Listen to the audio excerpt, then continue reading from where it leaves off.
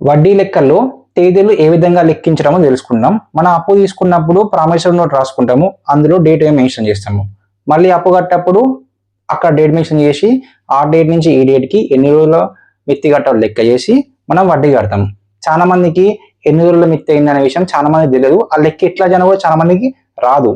మనం సింపుల్గా, వెరీ సింపుల్గా మనం చిన్న చిన్న ఎగ్జాంపుల్ ద్వారా అవి ఏ విధంగా మనం లెక్కించాలో తెలుసుకుందాం. ఫర్ ఎగ్జాంపుల్, మీరు 2024 తారీఖు 1వ నెల 2వ తారీఖు మీరు అప్పు తీసుకున్నారు అనుకుందాం. ఫర్ ఎగ్జాంపుల్ ఒక 30,000 అప్పు మీరు తీసుకున్నారు అనుకుందాం. అది ఎంత, ఒక 1% మిత్తికి తీసుకున్నాం అనుకుంటాం. అది మీరు ఏ రోజు పే చేసిందంటే 2026 2వ తారీఖు 2వ నెల 6వ తారీఖు పే చేసినాం అనుకున్నాం. సో దీన్ని ఈ విధంగా మనం లెక్కించాలి. 2024 1వ నెల 2వ తారీఖు అప్పు తీసుకుంటే 2026 2వ నెల 6వ తారీఖు మీరు డబ్బులు పే చేసిండు. దీన్ని మనం ఏ విధంగా ఎన్ని రోజులు అయిందని వెరీ సింపుల్ తెలుసుకోవచ్చు. దీని నుంచి దీన్ని తీసేయాలి. 6 నుంచి 2 పోతే ఎంత, 4. 2 నుంచి 1 పోతే ఎంత, 1. 26 నుంచి 24 పోతే ఎంత, 2. ఈ సిచ్యువేషన్లో 2 సంవత్సరాల 1 నెల 4 రోజులకి మనం మిత్తి కట్టాల్సి ఉంటుంది. ఇక్కడ సింపుల్గా వచ్చేసింది.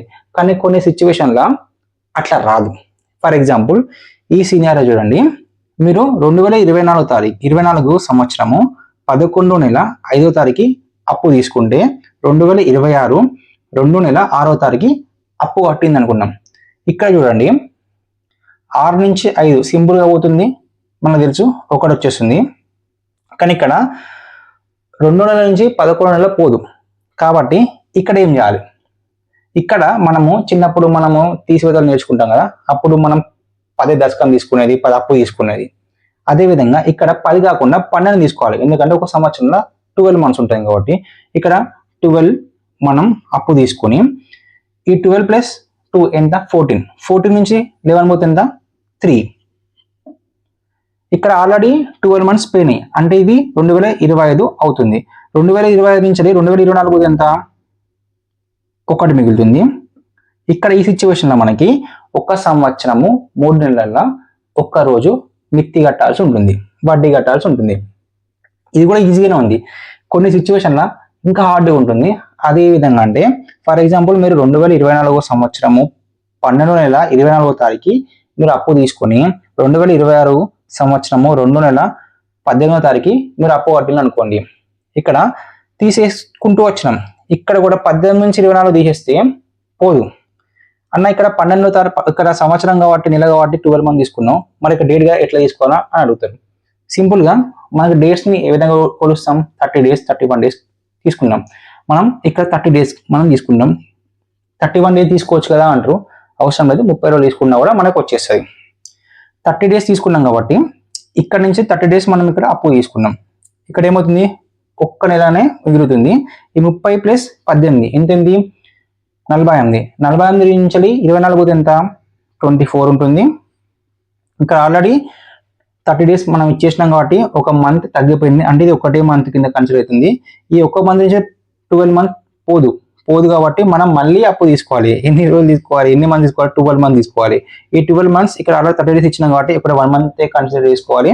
కాబట్టి 12 మంత్ ప్లస్ 1 ఎంత అవుతుంది, 13. 13 నుంచి 12 పోతే ఎంత, 1 మంత్ మిగులుతుంది. ఆల్రెడీ మనం 12 మంత్స్ మనం ఇచ్చేసినాం కాబట్టి 1 సంవత్సరం తగ్గిపోతుంది. 2025 నుంచి 2024 పోతుంది 1 సంవత్సరం.